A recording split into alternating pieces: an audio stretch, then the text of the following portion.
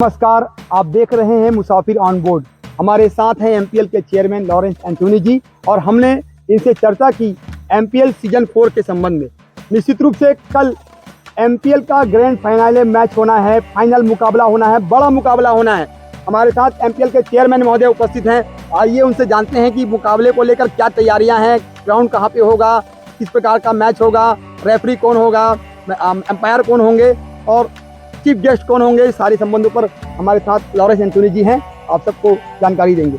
और final match legendary Lions versus rising star देखना ना भूलिए और आना ना भूलिए। मिनी स्टेडियम महासमुंद में आप सभी का स्वागत है। आप लोगों के लिए व्यवस्था है। एक बॉल खिला दो से टीम फ्रेंचाइजी तक का सफर देखने के लिए जरूर आइए। आप सभी का स्वागत है। समय सुबेरे 7:30 बजे। तीनों महासमुंद में जो क्रिकेट का खुमार आप देख रहे हैं, निश्चित रूप से उसमें इनकी महत्वपूर्ण भूमिका रही है। सर जी, आपका हम स्वागत करते हैं, अभिनंदन करते हैं आज के शो में। सर जी नमस्कार। नमस्कार। आज का पहला क्वेश्चन आपसे यह है कि महासमुंद एक छोटा शहर है लेकिन बड़े आयोजन के नाम से जाना और पहचाना जाता है। निश्चित रूप से एमपीएल महासमुंद प्रीमियर लीग की स्थापना का ये चौथा सीजन चल रहा है और इतनी बड़ी प्रतियोगिता और इतने छोटे शहर में आपने करके दिखाई। निश्चित रूप से शहर के विभिन्न खिलाड़ियों को एक माला में आपने पिरोया। ये कल्पना आपने कहाँ से की और ये सोच आपकी कहाँ से आई, क्योंकि ये बहुत बड़ी बात है हमारे शहर के लिए। सर्वप्रथम मैं मुसाफिर ऑन बोर्ड को धन्यवाद देना चाहता हूं कि आपने ये इंटरव्यू ऑर्गेनाइज किया है और निश्चित रूप से आप लोगों का धन्यवाद और जितने भी यूट्यूब के आपके दर्शक हैं उनको भी मैं धन्यवाद देना चाहता हूं। ये जो एमपीएल की जो हम बातें कर रहे हैं और अब जो ज़्यादा चर्चित है, ये 2023 से आरंभ हुआ है और निश्चित तौर पे ये मेरी तो कल्पना नहीं थी, मैं साफ बता दूं, क्योंकि ये एक छोटे से जो चर्च का कैंपस है वहाँ से क्रिकेट खेलते खेलते जो है तोरन और विकास करके खिलाड़ी हैं और काफ़ी चर्चित खिलाड़ी हैं। इन्होंने ये बाहर में इस तर्ज पे खेला करते हैं और उन लोगों ने वहाँ पर चर्च कैंपस में जब सब लोग खेल रहे थे तो उन्होंने आकर के इस सुझाव को दिया था कि भाई हमारे महासमुंद में भी प्रीमियर लीग की तरह भी एक टूर्नामेंट होना चाहिए।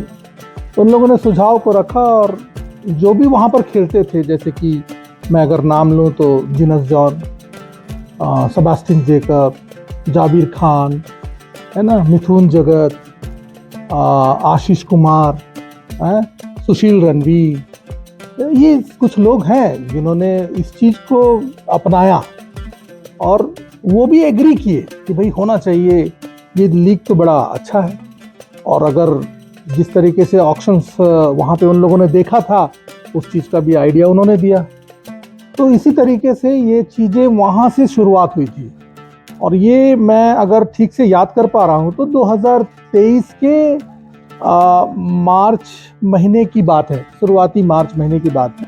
और उसके बाद जो है हम लोगों ने एक योजना बनाई और किसी ने कह दिया कि भैया आप क्या कर रहे हो, है ना, क्या आप आ सकते हो, क्या हम एक मीटिंग रख रहे हैं, प्रीलिमिनरी मीटिंग। तो उन्होंने एक एकता चौक के रेस्टोरेंट में उन्होंने मीटिंग रखा और उस दिन उस मीटिंग में मुझे बुलाया गया। मैं एज ए जस्ट शुरुआत में जो है मैं इसका डायरेक्ट जो मेंबर था उस तरीके से नहीं था, पर जब मैं मीटिंग में आया तो मीटिंग में मेरी सहभागिता को देखने के बाद में उन सारे लोगों ने जो वहाँ पर बैठे हुए थे, उन लोगों ने बाय डिफॉल्ट मेरे को, मैं हमेशा कहता हूँ इस चीज़ को कि मैं एक्सीडेंटल चेयरमैन हूँ, मतलब एक हादसे के तौर पे मैं बन गया। तो ये वैसे ही स्टार्ट हुआ था कि उन लोग वहाँ पर उपस्थित सारे लोगों ने मेरा नाम ले लिया और मेरी सहभागिता को देखने के बाद में उन्होंने चेयरमैन नियुक्त कर दिया। तो वहाँ से ये सिलसिला शुरू हुआ है। चेयरमैन महोदय जी, निश्चित रूप से आप अचानक एमपीएल के चेयरमैन बने और एमपीएल को उस मुकाम पर पहुँचा दिए कि छत्तीसगढ़ में इस लीग की चर्चा होती है। तो शुरुआती तौर पर जब सीजन 1 आपने प्रारंभ किया एमपीएल, तो उसमें क्या दिक्कतें आई और उन दिक्कतों का आपने कैसा निराकरण किया, क्योंकि अपने आप में बहुत बड़ी बात है इतने छोटे शहर में और इतनी बड़ी स्पर्धा आप कराते हैं, बहुत बड़ी बात है। तो महोदय आप बताने का कष्ट करेंगे। सबसे पहली बात तो ये है सिराज जी कि समस्या ये सबसे बड़ी थी कि हमारे पास किसी के पास एक्सपीरियंस नहीं था एमपीएल को करने का। मतलब लीग मैचेस हम लोगों ने वहाँ पे क्रिकेट जितने भी लोग खेलते हैं उनके पास में क्रिकेट खेलने का अनुभव है, लेकिन लीग को किस तरीके से ऑर्गेनाइज करना ये किसी के पास अनुभव नहीं था। ये करते करते सीखे हैं। जिस तरीके से पहले सीजन में चैलेंजेस जो हम लोगों ने फेस किए थे, वो सबसे पहला टीम बनाने का था। हम लोगों ने उस समय में ऑक्शन नहीं किया था, हम लोगों ने चीट सिस्टम से निकाला था। तो ये सबसे बड़ा चैलेंज था हमारे लिए कि हम टीम किस तरीके से बनाए, और बन गई वो, धीरे से बनी पर बनी वो, और खेले, और उसका रिजल्ट भी बहुत बढ़िया आया। दूसरे सीजन में हमारे लिए सबसे बड़ा चैलेंज था कि हम ऑक्शन पे जा रहे थे। हम एक ऐसे ये पे जा रहे थे कि किसी को बोली लगाने का भी अनुभव नहीं था, तो वो एक अनुभव था। लीग का मतलब ही क्या होता है? लीग का मतलब ये होता है कि हम ऑक्शन के माध्यम से चुनाव करें, 10 टीमें हों, है ना, और उस 10 टीमों के लिए खिलाड़ियों का चयन करना। और सबसे बड़ा चैलेंज जो ओनर थे या कैप्टन थे, इनको टीम बनाने के लिए कितने ऑलराउंडर रखने हैं अपने पास, कितने गेंदबाज रखने हैं, कितने बल्लेबाज रखने हैं, उन लोगों को सोचना बहुत ज़रूरी था। और ये सोचते सोचते उन लोगों ने सीज़न 4 आते आते तक इतनी परिपक्वता हो गई थी कि ऑक्शन इस लेवल पे गया था कि हम लोगों ने इलेक्ट्रॉनिक सिस्टम का यूज़ किया। हमने लाइसेंस सॉफ्टवेयर परचेज किए, और उस लाइसेंस सॉफ्टवेयर के माध्यम से लोग जो हैं 4th वाले सीज़न तक आते आते वो सारी चैलेंजेस जो सीज़न 1, सीज़न 2 और सीज़न 3 में थी, वो सारी खत्म हो गई थी। चेयरमैन महोदय जी, एमपीएल की शुरुआत हुई, शुरुआत में आपको बहुत मशक्कत करनी पड़ी, और निश्चित रूप से आप काबिल शख्सियत हैं, आपके लिए कोई बड़ी चुनौती नहीं थी। लेकिन ये बात महासमुंद शहर के लिए बहुत ही बड़ी है कि इस प्रकार की प्रतियोगिता जो लीग मैच हो रहे हैं, मतलब जो टूर्नामेंट हो रहा है, ये अपने आप में महासमुंद में आपने शुरुआत किया। एमपीएल का जो मैच हो रहा है, इससे पहले आपसे पहले कहीं कभी नहीं हुआ। तो इसमें आपने टीम ऑनर का चयन और खिलाड़ियों का चयन आपने कैसे किया, और कैसे आपको पता चला कि हमको खिलाड़ी निकलेंगे कहाँ से और किनको ऑनरशिप देनी है? देखिए, सबसे पहले तो मैं आपको ये बता दूं कि मैंने इसे ऑर्गेनाइज नहीं किया। मैं सिर्फ एक पद पे बैठा हुआ था, मेरे साथ में पूरी टीम थी जो अनुभव के साथ में जो मुझे भी, मैं उनसे मार्गदर्शन ले रहा था। कोर कमेटी जो थी, या कहना चाहिए कि जो प्रमुख, जो प्राइमरी मेंबर थे उसके, वो अनुभव दे रहे थे मुझे अपना कि भाई अपन ऐसे ऐसे चलते हैं। तो ये सक्सेसफुल होने का कारण वो टीम है पूरी। तो ये पहला उत्तर है आपके प्रश्न का। दूसरी बात ये जो आपने कहा कि टीम के ओनर आपने कैसे चयन किए। जो लोग प्राइमरी सदस्य थे वही टीम के ओनर बने। जैसे पहले सीजन की अगर बात करूं तो जाबिर खान, मिथुन जगत, है ना, और सेबास्टियन जेकब, वो उस पहले सीजन में ओनर था, है ना, बादल, जसमीत सिंह बादल भाई, वो, है ना, और विजय सिंह राजपूत, ठीक है। तो कुल मिलाकर के ऐसे हम लोगों ने, थोड़े से टीम कम थे, 10 टीमें नहीं थी, पर वो जितने लोग इंटरेस्टेड थे उस शुरुआती प्राइमरी मेंबर जो मैं नाम ले रहा हूँ, यही ओनर बन गए थे। जी बिल्कुल, मतलब उसके बाद प्रचार प्रसार हुआ। हाँ। और उसके बाद फिर ऑनरशिप की होड़ मची है, और लोग इंटरेस्टेड हुए हैं। मतलब पहली सीजन में लोगों ने देख लिया, अरे इस तर्ज में भी होता है, मतलब टीम बनाया गया है, टीम ऑक्शन में खरीदा गया है, तो लोगों का इंटरेस्ट जागा है। फिर वो जो 7 टीमें खेली थी, उसके जगह में 8 टीमें हुई, उसके बाद 10 टीम हुई। तो अभी वर्तमान की स्थिति में 10 ओनर हैं जो कि इंटरेस्टेड है, और हमारे पास वेटिंग लिस्ट में 4-5 लोग और भी हैं जो कि इंटरेस्टेड हैं, हम उन्हें दे नहीं पा रहे हैं। जी, तो ऑनर्स बढ़ेंगे सर, तो फिर खिलाड़ी कहाँ से आएंगे? हमारे पास खिलाड़ियों की कमी नहीं है। हमारे पास वर्तमान की स्थिति में अगर मैं बताऊं तो 10 टीमें थी, 10 टीमों के लिए एक टीम में 14 लोग रहने चाहिए, 14 लोगों की एक टीम बन रही है, 140 हो गए। हमने 15 ऐसे खिलाड़ी हैं जो अनसोल्ड रह गए। तो हमारे पास, हम टीम बढ़ाएंगे ना, तो हमारे लिए खिलाड़ियों की कमी नहीं, क्योंकि आसपास के गांव अभी वर्तमान में हमारे एमपीएल में बागबारा से लोग आते हैं, बागबारा से खेलने आते हैं, तुमगांव से आते हैं, सिरपुर से आते हैं, है ना, इधर शेर से आते हैं, उधर इंटीरियर में खट्टी गांव है, इच्छा से आते हैं। मतलब कुल मिलाकर के अगर मैं कहूँ तो हाईएस्ट जो किलोमीटर है 50 किलोमीटर का रेडियस तय करता है एमपीएल का जो कवरेज एरिया है। तो ऐसे खिलाड़ी आसपास के गांव के खिलाड़ी भी पहुंच आते हैं। चेयरमैन महोदय जी, ग्राउंड की कोई समस्या आती है? इतना बड़ा प्रतियोगिता आप कराते हैं और देखा महासमुंद में देखने को मिलता है कि यहाँ पे क्रिकेट ग्राउंड की बहुत कमी मुझको महसूस होती है। क्या आपको ऐसा लगता है कि यहाँ पे और भी सुविधाएं होनी चाहिए, मैदान होने चाहिए, शासन से कुछ ऐसी अपेक्षा करते हैं या देखिए कोई दिक्कतें हुई आपको?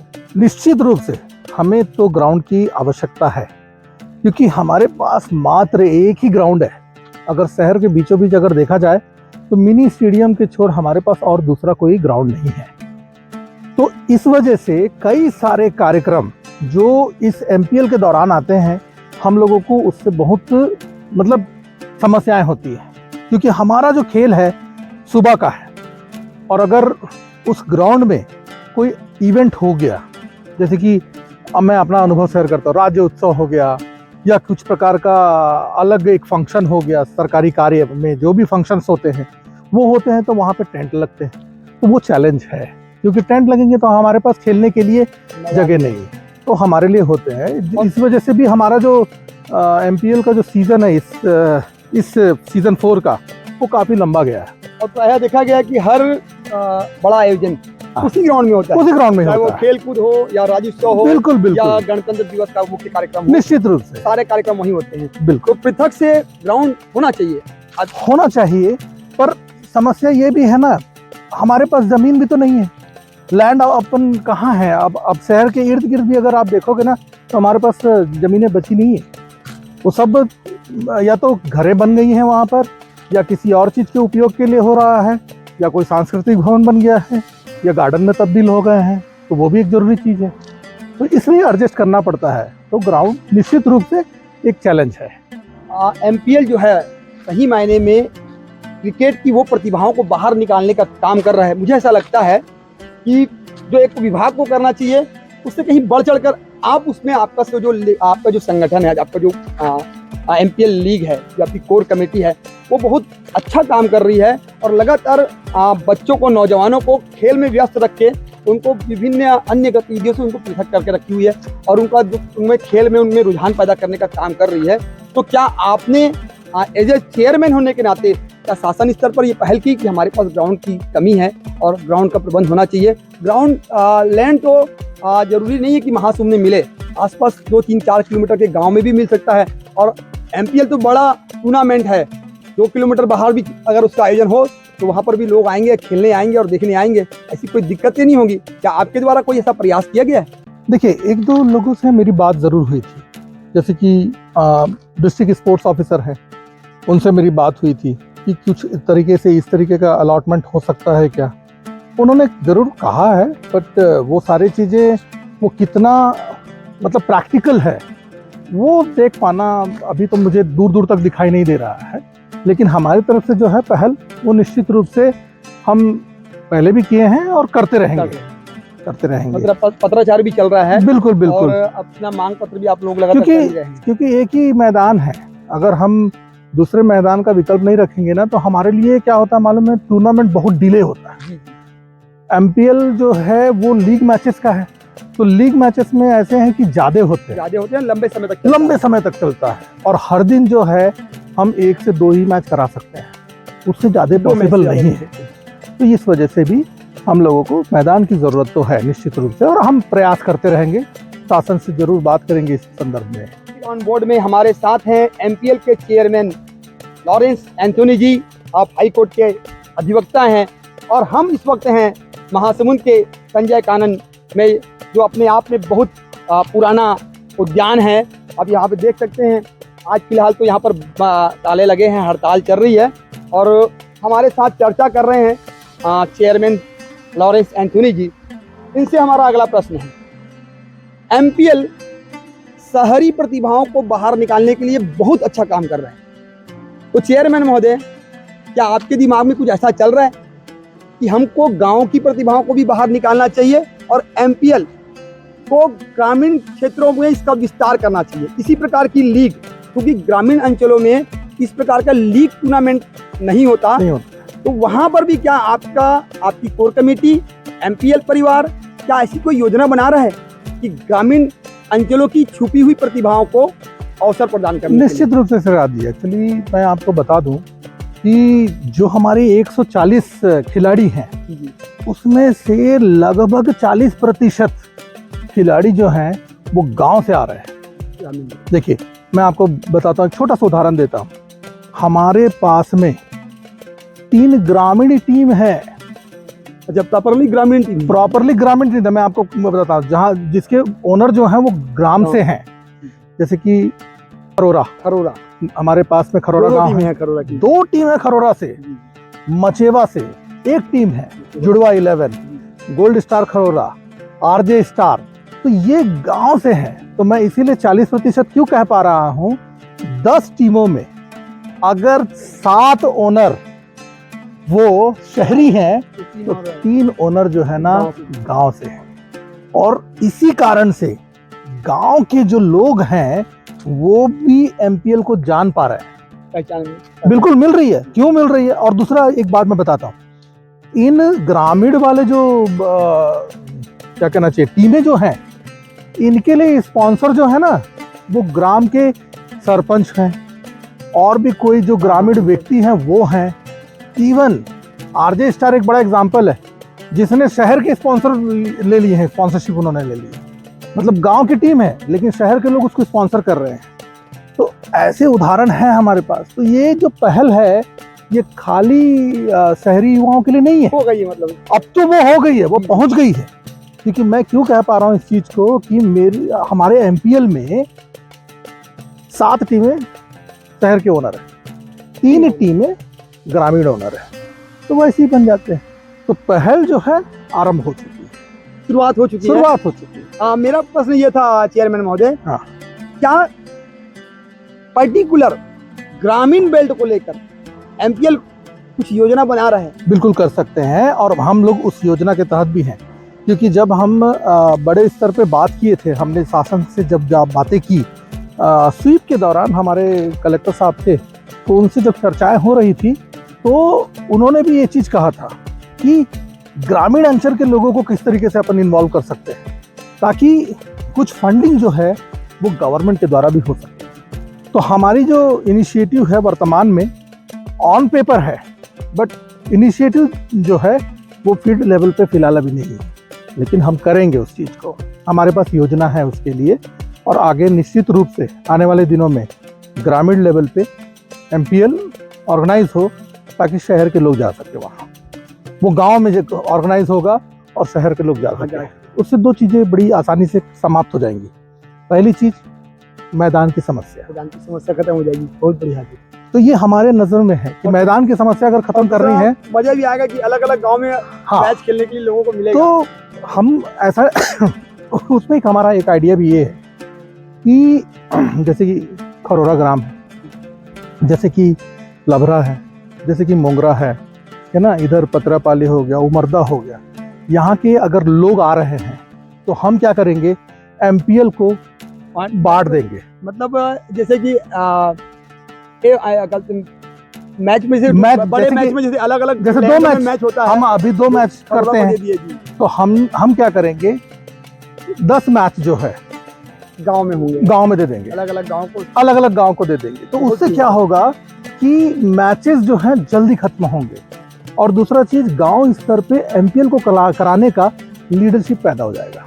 बहुत बढ़िया, यही आपसे जानना चाहते थे। बिल्कुल। और आपका जो बात बिल्कुल, अब आपको एमपीएल का नया स्वरूप देखने को मिलेगा आने वाले दिनों में, आने वाले समय में निश्चित रूप से सीजन 5 इसमें एमपीएल का बदला हुआ रूप दिखेगा। एमपीएल के चेयरमैन हमारे साथ बात कर रहे हैं, और जब बात उनसे प्रश्न किया गया क्या गांव में एमपीएल का विस्तार किया जाएगा, तो इनका कहना बिल्कुल साफ है, और ये चाहते हैं कि गांव में भी हमारे जो ऑनर हैं, जो ग्रामीण बेल्ट से ताल्लुक रखते हैं, उनके जो मैच हैं, तो एमपीएल के मैचों का विस्तार सिर्फ महासमुंद में नहीं होगा, वरन की आसपास के अंचल के विभिन्न गाँवों में भी इस प्रतियोगिता को खेलने का अवसर मिलेगा, ताकि ग्रामीण अंचल की प्रतिभाएं बाहर निकल सके और लीग मैच को जान सके। बिल्कुल। हमारे साथ लंबे समय से चर्चा आपसे चल रही है, बहुत सारे पहलुओं पर आपने प्रकाश डाला। अब अंत में महासमुंद के खेल प्रेमियों को जो क्रिकेट से लगाव रखते हैं, उनके लिए एज ए चेयरमैन होने के नाते आप क्या संदेश देना चाहते हैं? कल फाइनल मैच है, 15 दिसंबर 2024 सीजन 4 का फाइनल मैच है। और सबसे पहले तो मैं बधाई देना चाहूँगा दोनों टीमों को जो वहाँ पहुँची है, लीजेंडरी लायंस और राइजिंग स्टार। मोहन परमार की टीम है और अजय चौहान की टीम है, तो दोनों फाइनल खेल रहे हैं, उनको बहुत बहुत बधाई। दूसरी बात ये है कि ये जो 140 लोगों की जो ग्रुप बनी है, ये खाली यहीं तक सीमित ना रहे, क्योंकि हमने जो अपने एमपीएल में जो है अनुशासन का बहुत ध्यान रखा है। किसी भी चीज़ों में हम लोगों ने कॉम्प्रोमाइज़ नहीं की है। हमने जो एक बार नियम बना दिया, उस नियम के तहत हम लोग चलने का मतलब पूरा ध्यान रखा है। तो मैं यही चाहूँगा, जितने भी लोग हमारे इस एमपीएल से जुड़े हुए थे, ये सारे के सारे लोग उस अनुशासन को अपने जहाँ पर भी खेलते हैं वहाँ लागू करें।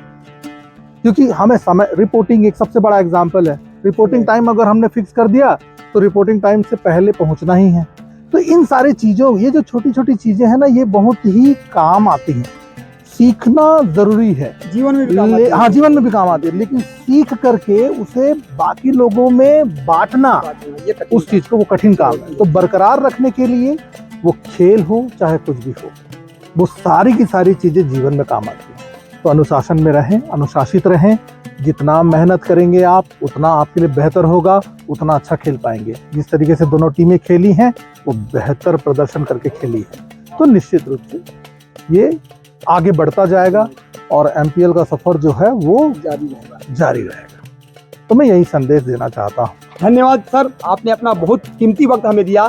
थैंक यू ऑन बोर्ड, और मैं बहुत बहुत धन्यवाद देता हूँ मुसाफिर on board. Thank you very much.